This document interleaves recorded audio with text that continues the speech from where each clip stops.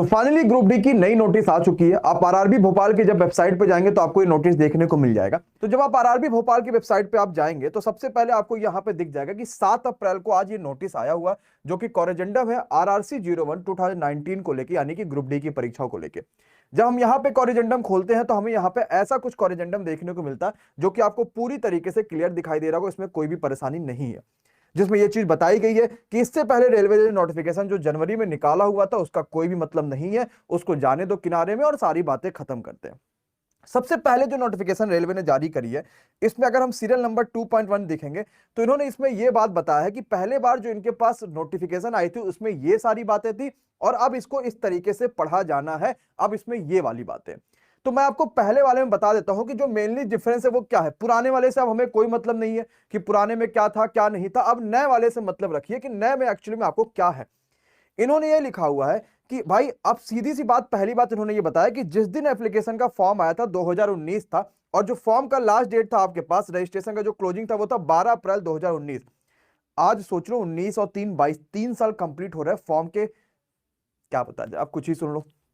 तो 12-4 अप्रैल को फॉर्म खत्म हो रहा था, लेकिन उस समय क्या था कि जैसे ईडब्ल्यूएस सर्टिफिकेट मामला बड़ा ज्यादा आया था कि इस समय तो ईडब्ल्यूएस था ही नहीं, कई सारे राज्यों में ईडब्ल्यूएस नहीं बनते, तो लोगों को पता भी नहीं था, इतना ज्यादा अवेयरनेस भी नहीं थी उसमें। तो उन्होंने कहा कि अगर आपके पास फॉर्म की आखिरी डेट भले ही 2019 है, लेकिन इस डेट के बाद कभी कभी अगर आपके पास सर्टिफिकेट होगा तो आप उसको डीबी में ला सकते हैं। आप डॉक्यूमेंट वेरिफिकेशन के टाइम पे अपना जितना लेटेस्ट से लेटेस्ट सर्टिफिकेट हो भाई साहब लाके हमारे पास दे दीजिए। ये इनका पहला कॉरिजेंडम का कहना था, जो कि अब ऐसे पढ़ा जाएगा कि अब आपको कोई जरूरत नहीं है कि 2019 का ही सर्टिफिकेट लेके चलो, अभी भी जॉब बनवा लो, जैसा एनटीपीसी में कहा गया अभी भी आप बनवा के सारी चीजें आप कर सकते हो। नेक्स्ट पे आ जाइए। कह रहा है यहां पे कि भाई देखो सीबीटी टू जो ग्रुप डी है, ग्रुप डी में क्योंकि 1.5 करोड़ बच्चे ने फॉर्म भरा था, एक दिन तो पेपर हो नहीं सकता, ऑनलाइन है पेपर तो 3 महीने 2 महीने तो मिनिमम चलेगा। अब जब मल्टीपल शिफ्ट में परीक्षाएं होंगी तो सीबीटी 1 एनटीपीसी वाले में दिक्कत यह आया हुआ था कि बच्चों को कहना था कि सर नॉर्मलाइजेशन कैसे करेंगे, इतना आपने कर दिया, नॉर्मलाइजेशन में गलती हो गया, ये गलती हो गई। इन्होंने कहा कि गुरुजी हमने पहले बात बता दी कि अब हम नॉर्मलाइजेशन पे नहीं खेल रहे, अब हम खेल रहे हैं परसेंटाइल पे। इन्होंने कहा कि ग्रुप डी की परीक्षा जोन वाइज भी हो रही होगी, परसेंटाइल पे अगर ये खेल रहे हैं, इन्होंने कहा कि चाहे जितने भी पेपर हम करा दें, मल्टीपल सेक्शन होंगे तो उसमें वो नॉर्मलाइजेशन को परसेंटाइल के बेस पे लेकर जाएंगे। अब क्योंकि होता क्या है कि परसेंटाइल पे, एक ही परसेंटाइल पे कई सारे बच्चे हो सकते हैं, तो उन बच्चों के लिए भी इन्होंने बता दिया कि जो बच्चा सबसे बड़ा होगा एज में उसको हम ऊपर रखेंगे।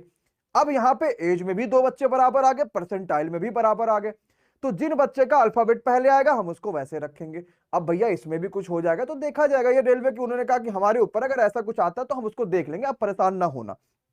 इसके बाद इन्होंने ये कहा है कि परफॉर्मेंस आपकी जैसी होगी, आपको पहले यह प्रावधान था कि डीबी में 1.05 बुलाया जाएगा, पहले यह था कि 1.5 गुना बुलाएंगे, फिर यह हो गया 1.05 बुलाएंगे। अब जितनी वैकेंसी होगी उस जोन की उतना ही गुना फॉर डॉक्यूमेंट वेरिफिकेशन बुलाया जाएगा। अब एक सच्चाई जान लीजिएगा, किसी भी भर्ती में डॉक्यूमेंट वेरिफिकेशन में सबसे ज्यादा बच्चा बाहर होता है। क्यों? क्योंकि ये डॉक्यूमेंट नहीं है, वो डॉक्यूमेंट है नहीं है, तो उसको बाद में 2-3 साल तक उसको समय होता है, फिर उसमें जाके डॉक्यूमेंट अपना वो कराता है वगैरह वगैरह, बहुत सारी चीजें चलती है। मैक्सिमम बच्चा डॉक्यूमेंट में बाहर हो जाता था। इन्होंने 1:1 का अनुपात रखने को कहा, मतलब अगर 5,000 वैकेंसी किसी जोन में तो 5,000 बच्चों को डॉक्यूमेंट वेरिफिकेशन के लिए बुलाया जाएगा। सिंपल सी बात है कि उसमें से हजारों ऐसा बच्चा होगा जिसके पास कुछ ना कुछ नहीं हो पाएगा, बच्चे उतना जल्दी नहीं बनवा पाते। तो इसके लिए वो क्या करेंगे कि भाई वैकेंसी को पूरी भरने की कोशिश करेंगे। मान लो खुदा ना खास्ता वैकेंसी ये नहीं भर पाए तो ये क्या करेंगे, मेरिट लिस्ट से नीचे आएंगे, उसके बाद वहां से वैकेंसीज को ये भरना शुरू कर देंगे। लगातार फिर से डीवी के लिए बुला लेंगे, फिर से डीवी के लिए बुला लेंगे, जैसे कि पुरानी वैकेंसियों का अभी तक का डीवी के लिए चल रहा है। ये बातें भी समझ पाए। अगला इन्होंने क्या कर रखा, वही परसेंटाइल वाली बता रखा कि एज क्राइटेरिया देखेंगे, उसके बाद अल्फाबेट वाला क्राइटेरिया देखेंगे, मैंने आपको पहले ही बता दिया कोई दिक्कत नहीं है। इसके बाद डाउन टू मेरिट आ जाएंगे, भाई जितना भी मेरिट है उसके नीचे जितना भी आ सकते होंगे वो सारे आ जाएंगे।